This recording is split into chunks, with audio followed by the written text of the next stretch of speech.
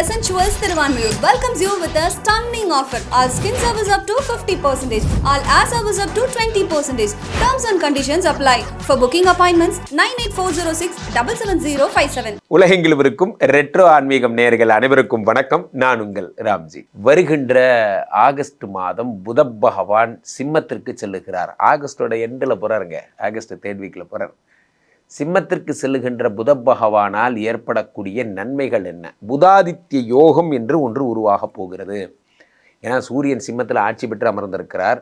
ஆட்சி பெற்ற சூரியனோட சேர்ந்த புதன்னா அது பேர் புதாதித்ய யோகம்னு பேர். என்ன? புதாதித்ய யோகம். இந்த புதாதித்ய யோகத்தால் என்னென்ன நற்பலன்கள் ஏற்பட போகிறது என்பதை பார்க்கிறோம். ஏனென்றால் ஜோதிட சாஸ்திரத்திலே மிக உயர்ந்த யோகமாக கருதப்படுவது இந்த புதாதித்ய யோகம். இந்த புதாதித்ய யோகம் இருப்பவர்கள் வாழ்க்கையிலே எதை நினைத்தாலும் சீக்கிரமாக அடைஞ்சிருவாங்க. அதனால தான் அந்த புதாதித்ய யோகத்துக்கு அவ்வளோ பவர். ஸோ இந்த மாதம் நடக்கின்ற இந்த நிகழ்வு ஒரு மாதம் வரைக்கும் இருக்கும். அப் டு செப்டம்பர் வரைக்கும் இந்த புதாதித்ய யோகம் என்பது இருக்கிறது. புதனும் சூரியனுமாக இணைந்து நிறைய ராசிகளுக்கு நிறைய நன்மைகளை செய்ய போகிறார்கள். இவர்கள் இணைந்தாலே வெற்றி தான். இவர்கள் கூட்டணி வெற்றி கூட்டணிங்கிற மாதிரி தான். கஜகேசரி யோகம்னு சொல்கிறோம், சந்திரமங்கல யோகம்னு சொல்கிறோம். அந்த மாதிரி இது புதாதித்ய யோகம்ங்கிறது ஒரு வெற்றிக்கான யோகம். உங்கள் ராசிக்கு என்னென்ன யோகங்கள் என்பதை பார்த்துடலாம். இனி இதயத்தின் இடப்பக்கம் இருக்கும் விருச்சிக ராசிக்காரர்களே, விருச்சிக ராசிக்காரர்களுக்கு இந்த 8 புதன் 11 புதன் 9ஆம் இடத்திலே சூரிய பகவானோடு ஆட்சி பெற்றிருக்கிறார். ஆட்சி பெற்ற சூரியனோடு 9 மிக அற்புதமான அதி அற்புதமான பலன்கள் எல்லாம் தரக்கூடியவர் யார் என்றால் இந்த சூரிய பகவான். சும்மா இல்லை சார், 10ஆம் இடத்துல இருக்கார்.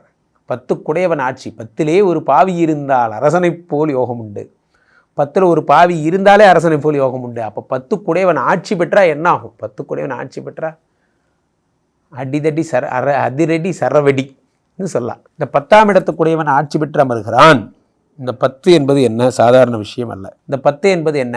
10ஆம் இடம் என்பது தொழில் ஸ்தானம். அந்த தொழில் ஸ்தானத்துக்குடையவன் ஆட்சி பெறும் பொழுது தொழிலில் மிகப்பெரிய பிரம்மாண்டமான உயரங்களை நீங்கள் அடைகிறீர்கள். 11 புத பகவானோடு சேரும் பொழுது தொழில் பிச்சுக்கிட்டு போகுது. ஆர்த்தரப்பிரனர் ஆக போகிறீங்க. இந்த புதாதித்ய யோகத்தால் ஆகஸ்ட் மாதம் விருச்சிக ராசிக்காரங்களாம் ஆர்த்தரப்பிரனர் முதலாளி ஆக போகிறீங்க. சார் ஒரு கடை ஆரம்பிக்கலான் இருக்கேன், கடை ஆரம்பிக்க பிரமாதமாக ஆரம்பிங்க. சார் எனக்கு இது பண்ணலான்னு நினைக்கிறேன், அது பண்ணலாம். என்ன நீங்கள் நினைக்கிறீங்களோ அதெல்லாம் நடக்கும். உங்களுக்கு நீங்கள் நினைப்பது நடக்கும். நீங்கள் நினைப்பது நடக்கும். மிக அற்புதமான பலன்கள். சாதாரணமாக நினச்சிக்காதீங்க உங்களுக்கு இந்த புதாதித்ய யோகத்தை. ஏன்னா சூரியன் 10 இருக்கிறார். 10 ஆட்சி பெற்று 12 புதனோடு சேரும் பொழுது சகலவிதமான பிரச்சனைகளும் சரியாகிறது. 11 புதனோடு சேரும் பொழுது சார் நல்லா புரிஞ்சுக்கோங்க. நல்ல தொழில் நல்லா போச்சுனாலே ஒரு மனுஷனுக்கு தைரியங்கிறது தன்னால் வந்துடும்.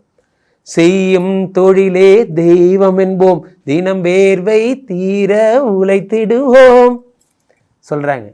சோம்பலின்றி வேலையை செய்திடுவோம், உடைத்திடு தம்பி என உறக்கச் சொல்வோம். உடைத்திடு தம்பி என உறக்கச் சொல்வோம்னா உழைப்பை நம்பினவர்கள் வாழ்க்கையில். ஒரு காக்கா குருவி கூடு கதை தான். ஒரு காக்கை தன்னுடைய குஞ்சுகளோடு ஒரு மரத்தில் கூடு கட்டி இருந்தனவாம். ஒரு வீட்டில் இருந்தது அந்த மரம். அந்த வீட்டு பெரியவர் என்ன பண்ணுறார், எப்படியாவது இந்த காக்கா கூட்டை பிச்சிடணும்னு சொல்லி அந்த பெரியவர் என்ன பண்ணுறார், சரி ஓகே நம்ம சொந்தக்காரங்கள்லாம் கூப்பிட்டு இன்றைக்கி கூட்டை பிச்சு எரிஞ்சிடலாம் என்று சொல்கிறார். அந்த குஞ்சுகள்லாம் அழுகின்றன. ஆனால் காக்கா அழவே இல்லை. அதுக்கு தெரியும் என்கிட்ட ஒன்றும் ஆகாதுங்கிறது அதுக்கு தெரியும். அடுத்த நாள் என்னாச்சு, அதே காக்கா அதே குஞ்சுகள். அப்போ குஞ்சுகள்லாம் என்ன சொல்லுது, காக்கா இவங்க என்ன சொல்கிறாங்க, நண்பர்களை கூட்டு பிச்சர்லான்னு அந்த வயோதிகர் சொல்கிறார், அந்த வீட்டு ஓனர். அப்போது இந்த குஞ்சுகள் எல்லாம் என்ன சொல்லுது, இல்லை வேண்டாம் நம்ம இதை காலி பண்ணிடலாம். அப்போ பெரிய காக்கா சொன்னிச்சா, இல்லை அது கூட ஒன்றாகாது, எந்த நண்பனும் வரமாட்டான். அதே மாதிரி யாரும் வரல.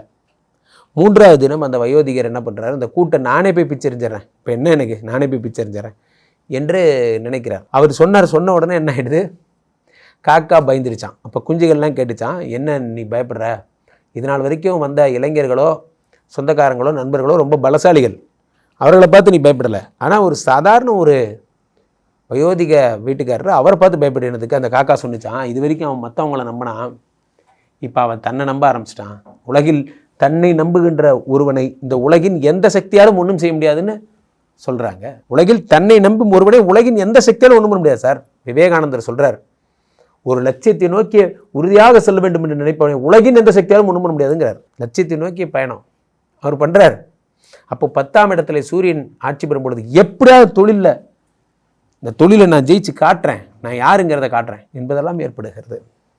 நான் யாருங்கிறத காட்டுறேன் சார், பார்ப்போம் சொல்கிறாங்கல்ல, நீயே ஓடி நீ தான் வழி ஓ யா தின்னி உடம்பே. இந்த உடம்புக்கு ஒரு வெறி வந்ததுன்னு வச்சுக்கோங்க, இந்த உடம்பு அப்படி சப்போர்ட் பண்ணும். நீங்கள் நினச்சிக்கிறீங்களா இந்த உடம்பெல்லாம் டாக்டர் கொடுக்குற மாத்திரை, டாக்டர் கொடுக்குற மருந்து, நம்ம சாப்பிட்ற சாப்பாடு இதனால தான் இந்த உடம்பு இயங்குதுன்னு நினைக்க கிடையாது சார். இந்த உடம்பு மனசால் இயங்குது. மனசு வாழணும்னு சொன்னால் இந்த உடம்பு வாழும், மனசு வாழ்வை முடிச்சுக்கலான்னு சொன்னால் முடிச்சுக்கும். அவ்வளோதான். உடம்புக்கு ஒன்றுமே தெரியாது, மனசு தான் எல்லாம். நான் ஜெயிச்சு காட்டுறேன் பாரு அசோக், உன் டைரியில் எழுதி வச்சுக்கோ, அடுத்த வருஷம் டம்மாலு டம்மாலு டும்மிலு டும்மிலு கண்டிப்பாக ஜெயிச்சிருவீங்க. ஜெயிக்கணும்னு முடிவு பண்ணிட்டீங்கல்ல சார், உங்களை யாராலையும் ஒன்றும் பண்ண முடியாது. அதான் இதனுடைய ஹைலைட்டே. விருச்சிக ராசிக்காரர்கள் இந்த மாதம் மாபெரும் வெற்றி அடைய போகிறீர்கள். சூரியனே ஆட்சி பெறுகிறார். சூரியனுடைய நேரடி பார்வை உங்கள் மேல் படுகிறது. சொல்லுவாங்கள்ல, சூரிய குலத்தின் ராமன், அந்த மாதிரி தான். சூரியன் உங்களோடு இருக்கும் பொழுது உங்களுக்கு என்ன பிரச்சனை? ஒரு வில் தான் சார், விட்டா ஜெயிக்கணும். அப்போது கவலைப்பட வேண்டாம். விருச்சிக ராசிக்காரர்கள் ஆதித்யனை சூரியனை தொழுங்கள். சூரியனை தொழ தொழ உங்கள் பிரச்சனைகள் எல்லாம் சரியாகும். நண்பர்களே, இந்த புதாதித்ய யோகம் என்பதை நாம் ஒரு தெளிவாக புரிந்து கொள்ள வேண்டும். வாழ்க்கையிலே எத்தனை பெரிய ஆளாக இருந்தாலும் கல்வியா செல்வமா வீரமா என்று சொல்வார்கள். இந்த கல்வியா செல்வமா வீரமா என்பதில் இந்த கல்வி என்பது பிரதானமான ஒரு பதவியாக இருக்கிறது. ஏன் அப்படின்னா, எவ்வளவு பெரிய செல்வந்தராக இருந்தாலும் அந்த செல்வத்தை காப்பாற்றி கொள்ள புத்தியும் சாமர்த்தியமும் அறிவும் வேண்டும். இந்த கல்விங்கிறது மிகப்பெரிய புத்திசாலித்தனமான அந்த ஒரு புத பகவானுடைய அருள் இருந்தால் மட்டும்தான் ஒருத்தருக்கு அறிவு என்பதே வரும். அதான் அதில் இருக்க விஷயமே. கிரகங்களில் ஒவ்வொரு கிரகமும் ரொம்ப முக்கியத்துவம் வாய்ந்தது. சுக்கிரன் இருந்தால் ரொமான்ஸ் வரும், சனி இருந்தால் தொழில் வரும், குரு இருந்தால் ஒழுக்கம் வரும், இது மாதிரிலாம் சொல்கிறோம் இல்லையா? அந்த மாதிரி புதன் இருந்தால் தான் அறிவே வரும். அந்த புத பகவான் சூரியனோடு சேரும் பொழுது, சூரிய குடும்பத்தில் முதலில் இருப்பது புதன், இந்த புதனும் சூரியனும் சேர்ந்திருக்கும் பொழுது மிக பிரகாசமான அறிவு என்பது ஏற்படுகிறது. மிக பிரகாசமான அறிவு என்பது ஏற்படுகிறது. ஸோ அந்த புத்தி கூர்மையால் நீங்கள் உங்கள் பிரகாசிக்கும் ஒரு நிலையெல்லாம் உங்களுக்கு ஏற்படுகிறது. புத்தி கூர்மை. கற்றோரை காமருவர்னா, கற்றோருக்கு செல்லுமிடமெல்லாம் சிறப்புனா. நன்றாக புரிந்து கொள்ள வேண்டும். எத்தனை பெரிய செல்வந்தர்களுக்கும் கிடைக்காத பெருமை கல்விக்கு கிடைக்கும். காரணம் அதான் படித்தவங்க. நிறைய விஷயங்களை நம்ம பார்த்துருப்போம்.